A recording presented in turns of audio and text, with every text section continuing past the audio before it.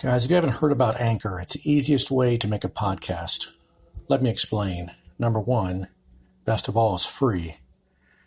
There's also creation tools that allows you to record and edit your podcast right from your phone or computer.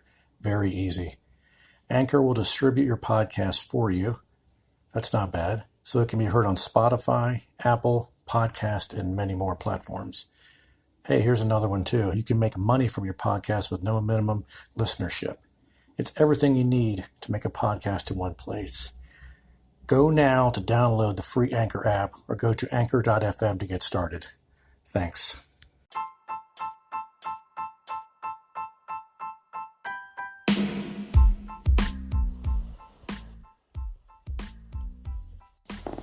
Hello everyone, Jonathan McQuiston. The date is February 29th. Welcome to my podcast entitled Leadership in Business. Let's get right into it. We can all agree there are leaders in business, and there are also those that manage people in business. How do you become a leader in your business versus a manager of people? Well, I'm glad you asked. In this podcast, we will cover how to transition from a manager to a leader, how to lead from the back, and finally, how to replace yourself in your current position.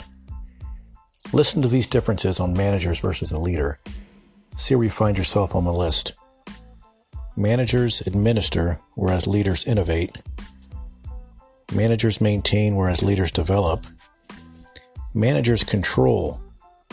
We've all seen this. The controlling manager, whereas leaders inspire. Managers have short-term goals, whereas leaders have long-term goals. Managers ask how and when, whereas leaders ask what and why.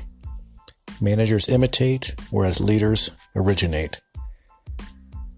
Managers accept the status quo, whereas leaders challenge it. In order for you to make that jump from a manager of people to a leader of people, you must understand that the individuals around you are the heartbeat of your business, and they will need to be treated accordingly, and they will need to know that you care about them.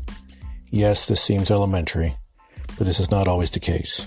When is the last time you walked down the aisle of your business or walked into the front office and actually spoke to someone by name, and it was all about asking them how they are doing in general? Let's talk about leading from the back. Well, what do I mean by that? Are you hidden away from the employees? Are you barely visible on a daily basis? You need to be rolling up your sleeves and letting your employees see you involved in the process. Whether this is helping with an issue on the floor or you're bringing garbage out to the dumpster. The employees need to realize that you are not above them, but rather right next to them in the fight. Don't become the invisible manager, but rather become the leader where people are talking about you, talking about how much they care about you and how involved you are. This will inspire your employees, it will motivate them, and also they'll want to push even harder. This is a hallmark of a great leader in business. You show me a business or factory where the managers or so-called leaders are only seen once a month for meetings, and I can show you a business where the managers are despised and the employees are not motivated. You want to pump up production? Do you want to improve cycle times? Then this is the first step in transitioning from a manager to a leader. Make yourself visible and start getting involved with the process. Here is another key once you have taken the step to become a great leader in your business. Is to start taking proactive steps on replacing yourself. What do I mean by that? I mean you take that one subordinate, you take the time to groom and mentor this individual to eventually they move into your position.